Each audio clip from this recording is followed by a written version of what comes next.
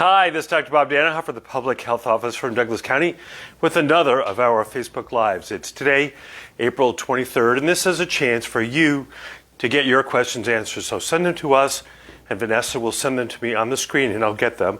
But we've had other people already put in questions through Facebook questions at douglaspublichealthnetwork.org, and we'll go through them first. So let's see what we got here. Oh, we've got quite a few.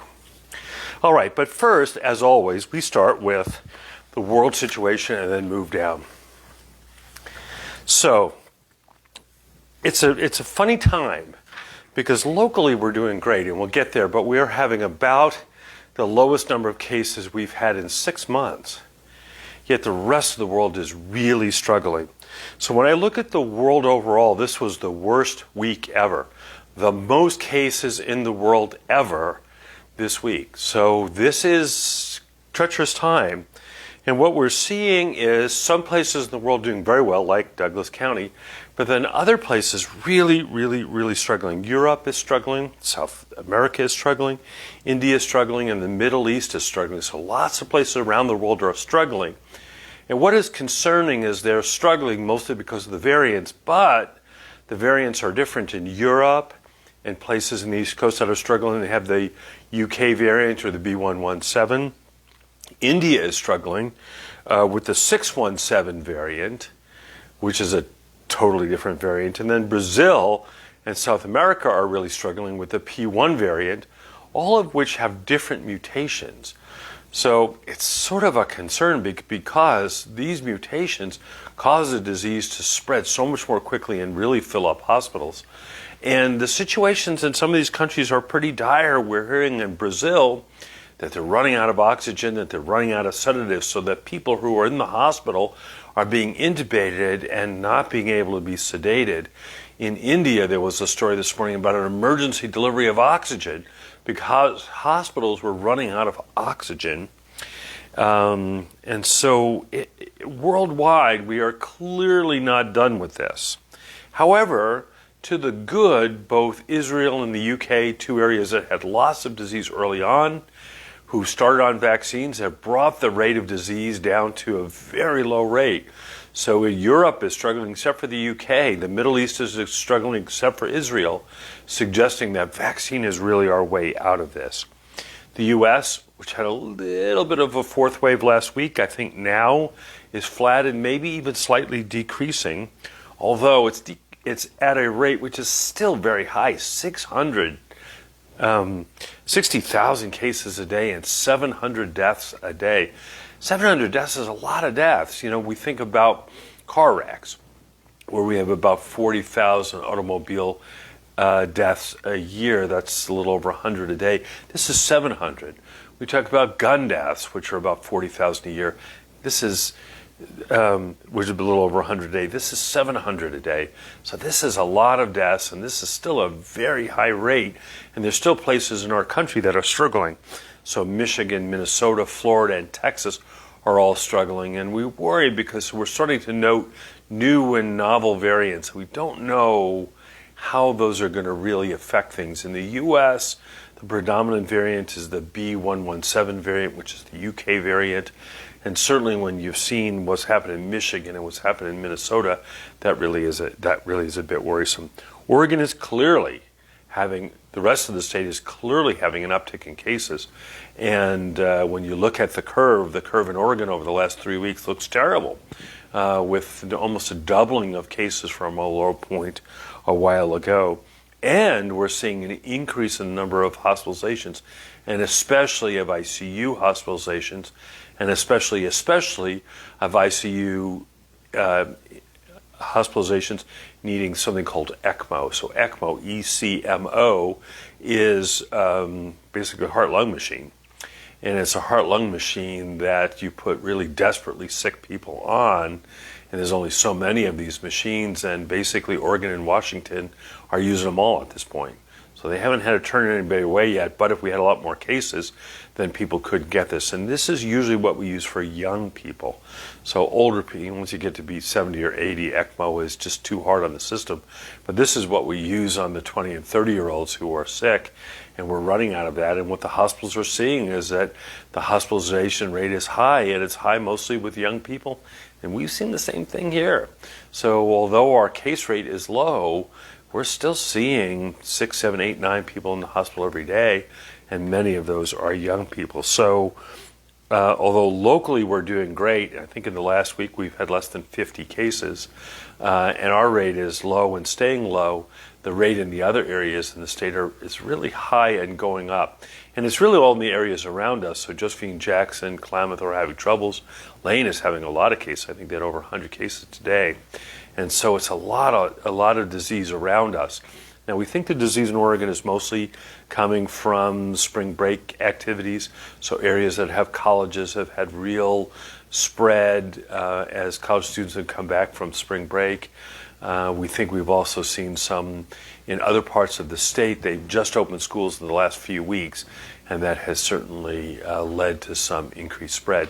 Douglas County's had schools open almost all year, and so we've seen our peaks in the past, but I think the rest of the places are seeing the peaks now. For testing, still lots of testing out there. We are encouraging anybody who is the least bit sick to get tested. I'm sure we're going to have questions about vaccines, so we'll go ahead and let's get to the questions.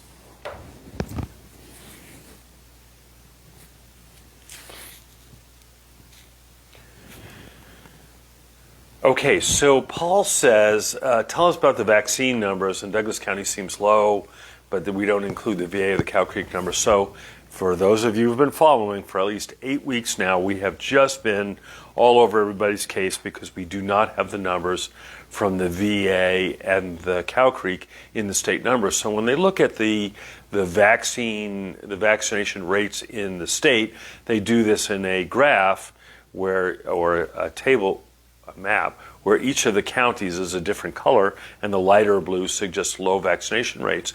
And it looks on by that like Douglas County is one of the lowest rates. And I say, wait, back up the train here. You know, we've got a big VA, we've got large Native American tribes that don't get included. What happens if you include those? And we've got all the way to the Senate. There's a Senate bill that will get us this data in the real form, but until then, we've been working with our senator's office, and just this week they reported the data, and the data is not great quality data, but it looks like there's about 7,000 people who are vaccinated both by Cow Creek and the VA. So 7,000 people is about 6% of our population. So if you add 6% to the population that the OHA has, it actually puts us a little bit above the areas around us. And so it's a real bother that we don't have better data on that. But we finally did get the data this week, and it's just as we expected, that a lot of Douglas County people have been vaccinated at those sites, and that our rate, rather than being one of the lowest, is really in the middle and actually above some of the counties around that. So Paul says, my daughter asked if the vaccination series is something more reactive to not feeling quite right if you've had COVID earlier. So the question is, what would happen if you've already had COVID and then got vaccinated? There was some suggestion that some of the people who had COVID were more sick after their first shots, but then some data that they were less sick. I think right now, I think it's all over the place. But the recommendation still is, if you've had COVID, to get the vaccinated, because actually the vaccine provides better protection against the disease than does the natural infection. So Chuck says, is it normal for a healthy person to have continuing fatigue and need multiple nabs daily 3 weeks after their second Moderna? Well, it's certainly not typical. So typically people have fatigue after the Moderna shots. It usually resolves in 2 to 5 days. So if 3 weeks later you're still having fatigue, you might look and see, I mean, there could be something else going on and not related to vaccines, such as hypothyroidism, anemia, or something else. So at 3 weeks, I think it's about time to call your doctor and say, hey, let me get a checkup today and see if there's something else going on. So Ann says, the variants that are spreading, will the vaccines we've already gotten cover those? Well, that is the $100,000 question this week, is about whether the variants will protect against the disease. Now, the way to know for sure would be to wait until one of these variants spreads in the community and then to see if vaccinated people still get the disease. Well, that is going to be hard to do, and you have to have both disease and enough people vaccinated in the community. I think what we've seen in places that have, in that situation, like Michigan and like Portland, where a lot of people are vaccinated and there's a lot of the variants, is the vaccines do seem to work. Now, maybe not at the 95% level that we thought that they worked against the original viruses, but still pretty effective. Overwhelmingly in Portland, I heard today from Rachel Edwards, who's the chief medical officer up there, that overwhelmingly the people that they have that are sick are people who are not vaccinated, and that's what we've seen too. Now, the other way to do it is to look for things called neutralizing antibodies. So there's lots of different antibodies out there, but some antibodies neutralize the virus, and you can measure what these are in people's bloodstream and then try them against different viruses to see how well they neutralize. It looks like the neutralizing antibodies work, but maybe not quite as well as before. So I think right now the thought is that the vaccines still work, but maybe not quite as well on the variants as they did initially. The one that's the most concerned is the P1, which is in Brazil, because there are numerous studies in Brazil suggesting that people who had previous infections don't get much protection from their previous infection. And that's a suggestion that these neutralizing antibodies may not work so well. But so far, certainly the B117, the UK variant, which is the predominant variant in the US, the vaccines do seem to work, so please get vaccinated. Because the more we can get people vaccinated, we can stop the spread of the B117 so that Oregon doesn't become like Michigan or Minnesota. So Veronica says, did you ever find out if our cases had any of the variants? And some of our cases have had the variants. And so we have seen some of the variants associated with some of our cases, as well as one of our breakthrough cases. So breakthrough case is somebody who has disease after they complete their series. And one of our breakthrough cases and several of our other cases have had variants. They have not been the B117 variant. Some have been the Southern California variant. Some have been the Brazilian variant. We have not seen the 117 here, but it may well be here. So someone says, can I still sign up for the clinic this weekend? Yes. So we're having a vaccination clinic this weekend at the fairgrounds. It's going to be an all Pfizer event. We're going to start tomorrow at 9 and work until we're done at 6:30. And so you can still sign up, get on our site. You can sign up for that. And, you know, if you forget to sign up, just show up tomorrow. We are going to try and get as many of those people vaccinated as possible. But the sign up is easy. It takes about a minute and a half. So relatively easy sign up to do. All right, so as we get more things here, a couple of things that we've seen. A good study that came out this week that looked at the effect of COVID on pregnancy. It's bad. So women who get infected with COVID during the pregnancy have more complications themselves. They're more likely to wind up with respiratory problems, and they're more likely to wind up with a baby who's delivered prematurely. And then the babies who are delivered prematurely have many more problems than moms who don't have COVID. So although pregnancies are usually in young moms, and young moms typically don't get very sick from COVID, the combination of being young mom and with COVID and pregnant seems to be a bad one. So we are recommending that all pregnant women get their COVID vaccine and that the people around them get a COVID vaccine.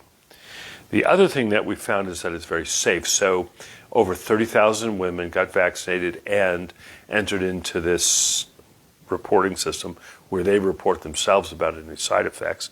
So over 30,000 women have done that, and the vaccine appears to be very safe in that crowd. So the vaccine is safe, the disease is bad, so the word here is pregnant women, please get vaccinated.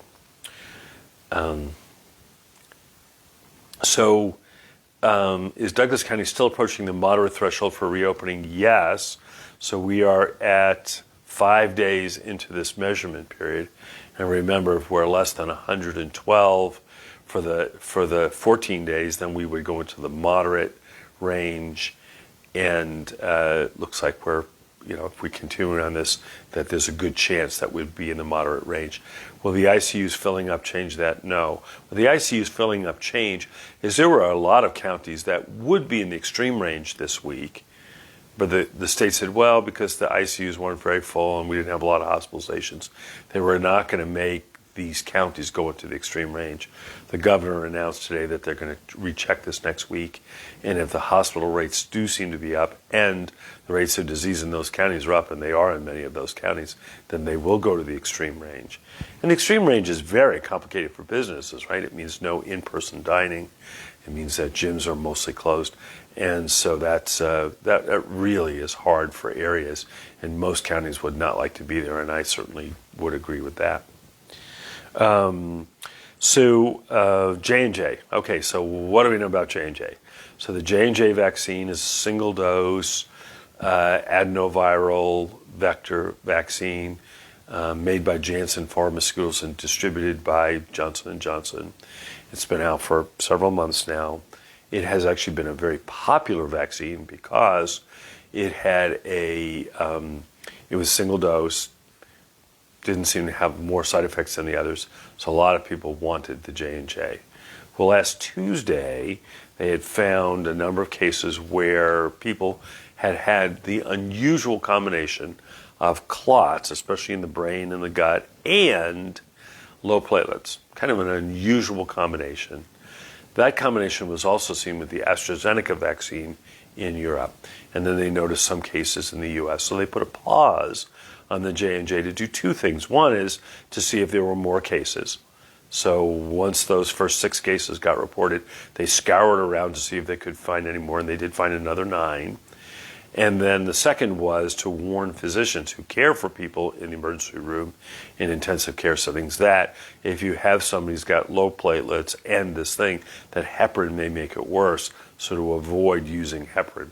Well, since then, they found another few cases. They found 3 deaths, one of those in Oregon. So 3 deaths, 15 cases, over 7 or 8 million doses of the J&J vaccine.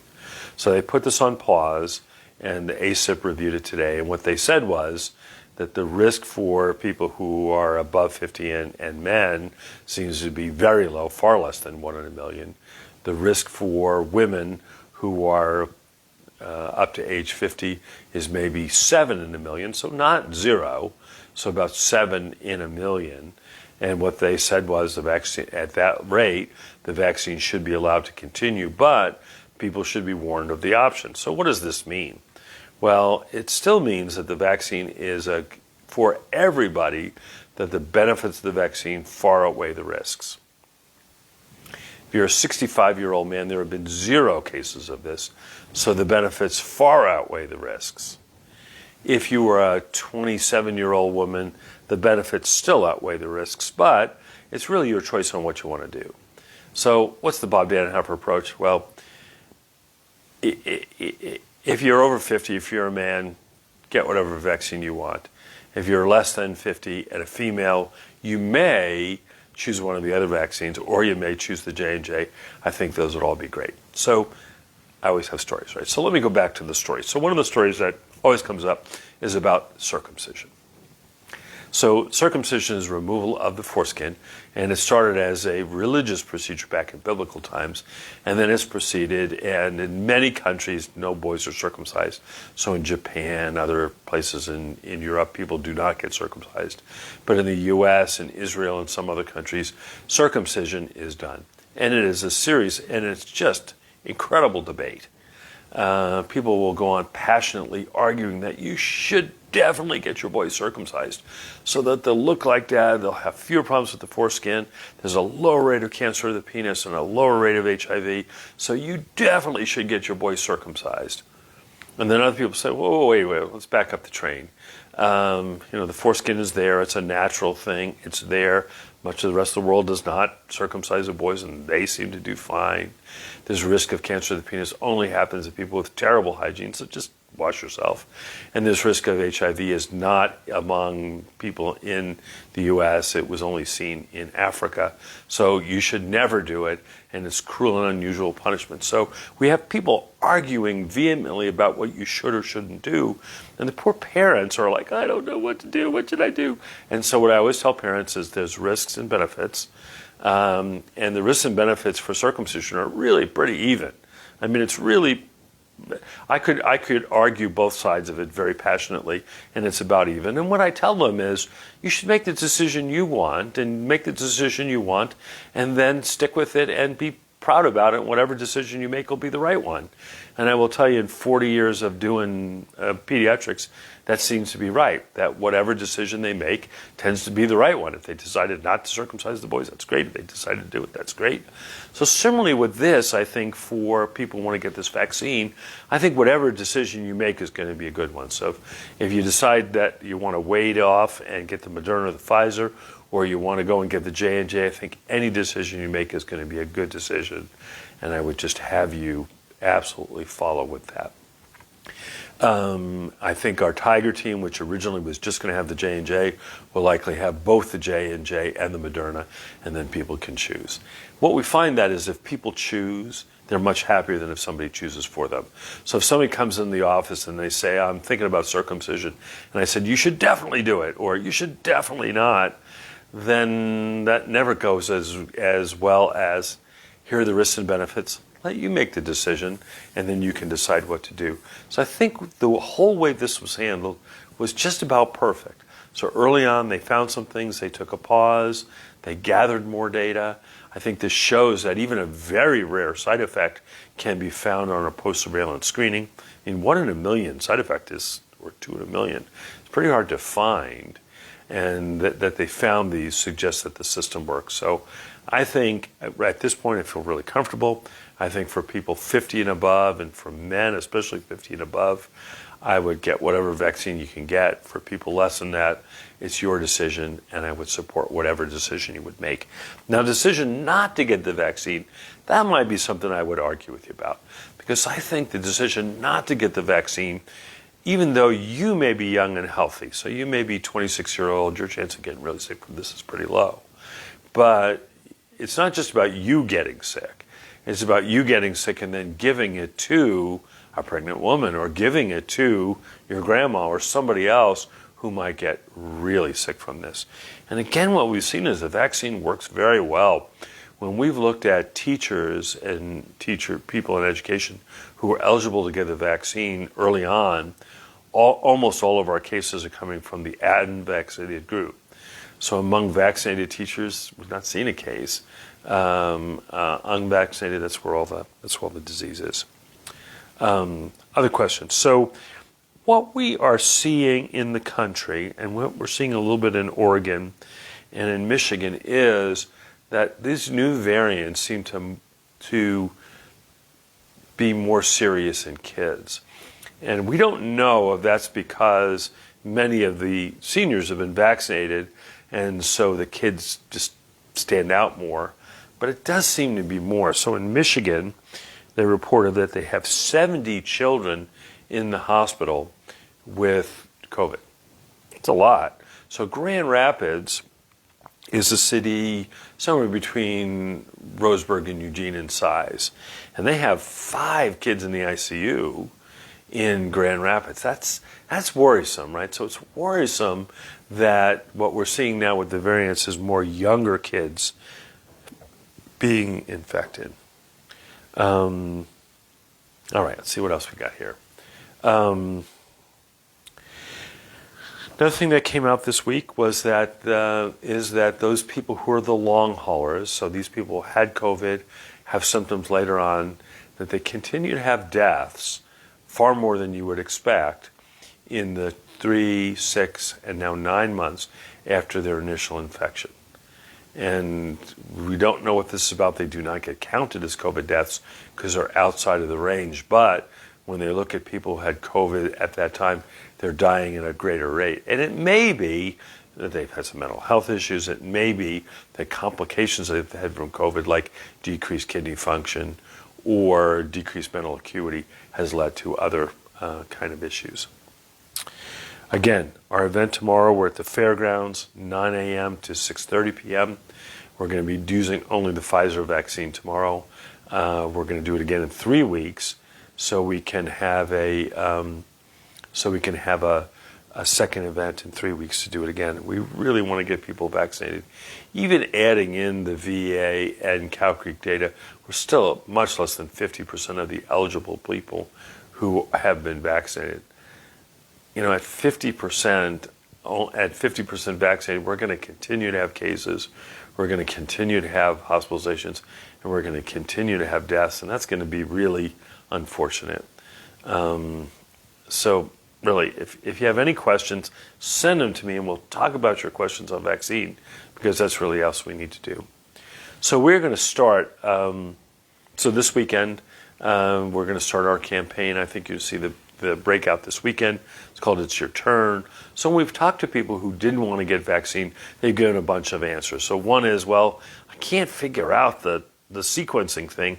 It's a complicated document. I'm not sure if I'm in phase 1A, 1B, 6G, whatever.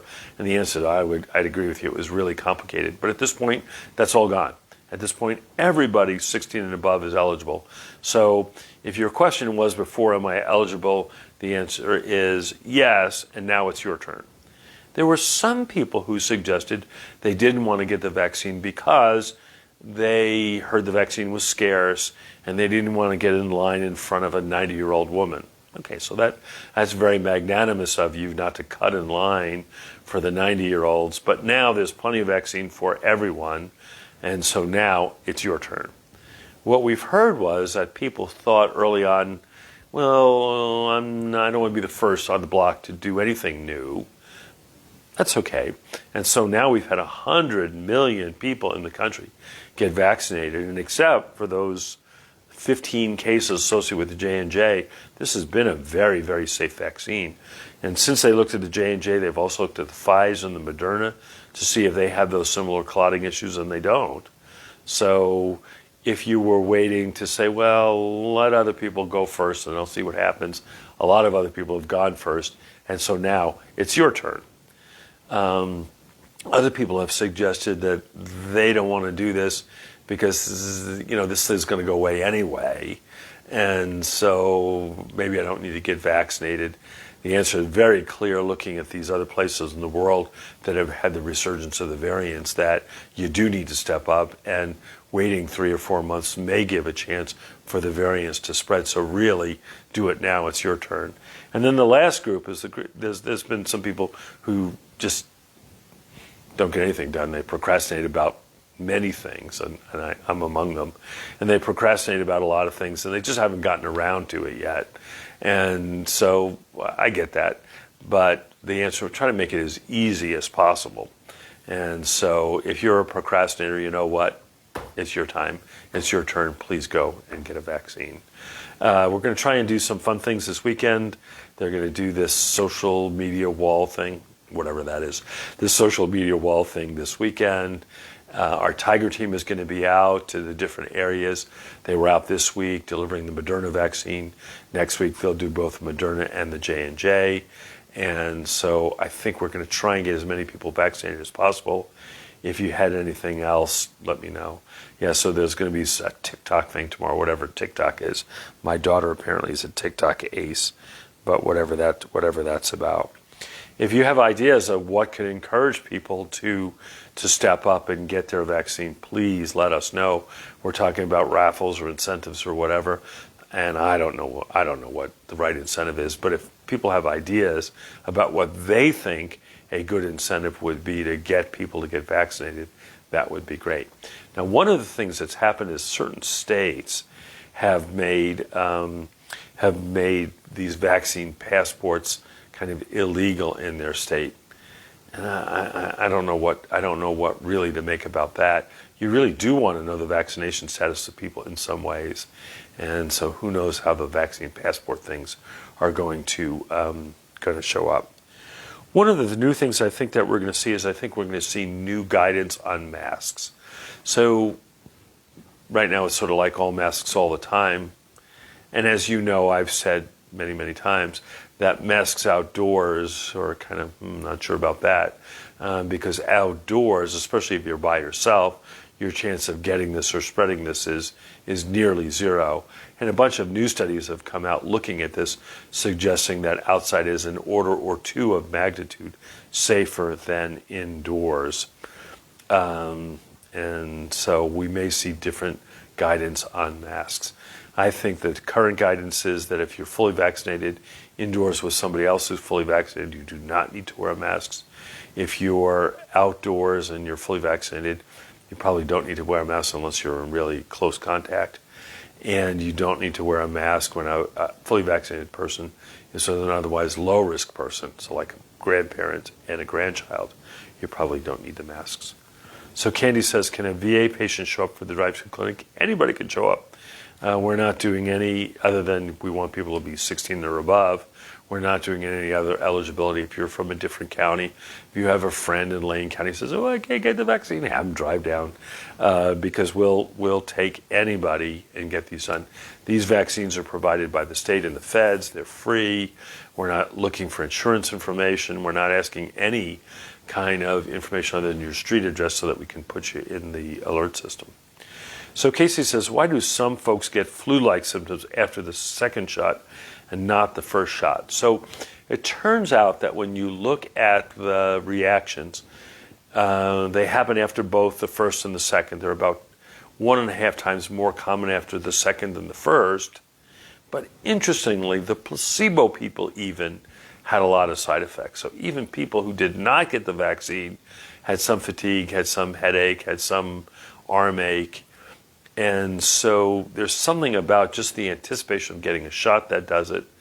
I think probably by the second shot, your body is making an immune response, and that immune response causes that fatigue. And the answer is, what's that all about? So think about an animal in the wild who was sick. And so much of when you feel bad with an infection, some of it is from the germ, but most of it actually is your body's response to the germ.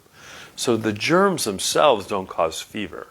So if you get a measles infection, it's not really the germ that causes it. It's your body's immune response fighting the germ that causes the fever. And it's a fascinating thing that happens. We know that human beings can, normal temperature 98.6, but that we function pretty well between 96 and 105 degrees. Really up to 105 degrees, there's no big dangers except if you're prone to febrile seizures. There's no big dangers, so between about 96 and 105 we live fine. What animals have figured out though is that viruses live well only in a very narrow range of temperatures, and that when the temperature goes up, that the germs don't grow nearly as well and in fact can die out. And we think the fever that you get when you get measles or when you get some other kind of infection is actually your body making the fever so that the virus can't grow as well. So a lot of this is your own body's immune response, and fatigue is another one. You can imagine if you were sick with a germ, that it would make sense for you not to be running around and using a lot of energy to run around, but you want to use all of your energy to fight the infection. Sleep is another one. We know that sleep is a strong protective mechanism against that people get when they get sick, right? So you get anything and you feel more sleepy. Some of this, again, is your body saying, why don't you sleep so we can conserve energy, so we can use all of our energy to fight the virus.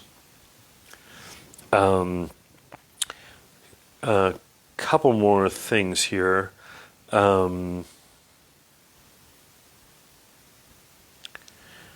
All right, so are the vaccines coming out now have the same agreements as they did a few months ago? Or do they have new ingredients for the new variants? So the viruses that are out now, they found a genetic sequence that they were going to work against, and they found that in February or March of last year, before there were any variants, and that's what's in the vaccines now. So the vaccines now, the Moderna, the Pfizer, the J&J, all have snippets of genetic material from last spring. Now we understand that the virus has mutated, and almost none of the viruses that are circulating today are exactly the same as the viruses that were circulating a year ago. So almost all of the original strain of the virus has been replaced by one or more of the variants. And the most typical one is the one that contains the D614G, which we've been talking about since last July. So almost every virus that's out there circulating now has the D614G. And so the virus has changed, and continuing to give the vaccine against a virus that no longer exists may not be as effective as a new vaccine that had material from the newer variants. And so the current vaccines don't have the stuff from the variants, but they still seem to work. And this is why people are talking about a booster, because what the booster would have would be genetic material from the newer variants. And so it would be, so presumably the new vaccine would be stronger against the new variants. The problem is that the variants change much faster than you can grow new vaccine. So it takes about 6 months probably from the time that you say, okay, this is the variant that we're going to make the vaccine against, and the time you can actually produce enough of that vaccine. So about a 6-month window. Turns out that these variants spread quickly enough so that within 6 weeks, the variant can go from nothing to 100%.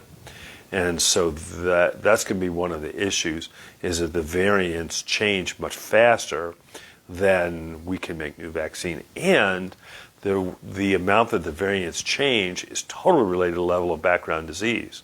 So there are no variants in Australia, New Zealand, South Korea, China, where there's very little disease. Because you have to have millions of cases before you get these variants that come out.